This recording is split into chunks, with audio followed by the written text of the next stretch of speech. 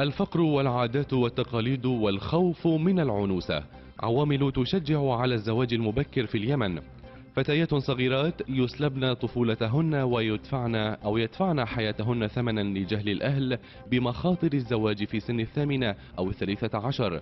أجسام صغيرة تتحمل مسؤوليات كبيرة، وفي القانون وسط كل هذا غائب. نجود ونجاح وأروى وأحلام وغيرهن كثيرة في اليمن. بنات في عمر الزهور زج بهن في أقفاص يقال عنها من ذهب، غير أن الواقع يصفهن بضحايا زواج مبكر لن يجين منه سوى معاناة حتى القانون لن يخلصهن منها. غالبية الثقافة المجتمعية تصب في مصلحة بقاء واستمرار الزواج المبكر، ومنها الأغاني الشعبية ومنها الأمثال الشعبية ومنها أيضا الممارسة الشعبية.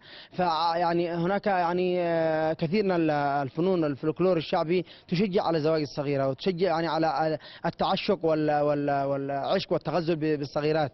وهناك أيضا الأمثال الشعبية، يقول لك مثلا زوج بنت الثمان وعلياء الضمان، بمعنى أنه يضمن أنها لن تتعرض لأي مخاطر ولن تتعرض، لن تموت. لا يتوانى الأهل عن تزويج القاصرات رغم انتشار أخبار مخيفة عن معاناتهن، وآخرها وفاة الطفلة إلهام ليلة زفافها نتيجة العنف الجنسي. إلهام التي زوجت زواج البدل لم يتجاوز عمرها 13 عاما. زواج البدل ويسمى في الشرع هو زواج الشغار، وهذا يحرم شرعا لأن البضع مقابل البضع، وهذا لا يجوز.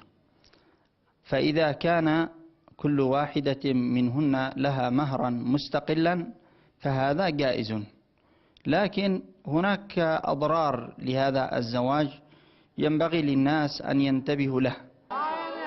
عرائس الموت في اليمن يصعب الحديث معهن بسبب الأعراف والتقاليد، غير أن الأكيد أن من لم يخطفها الموت ليلة زفافها فإنه لا يرحمها أثناء وضع مولودها الأول، فهي الوحيدة التي تدفع ثمن جهلها وصغر سنها وعدم استعدادها لمسؤولية سرقت براءتها.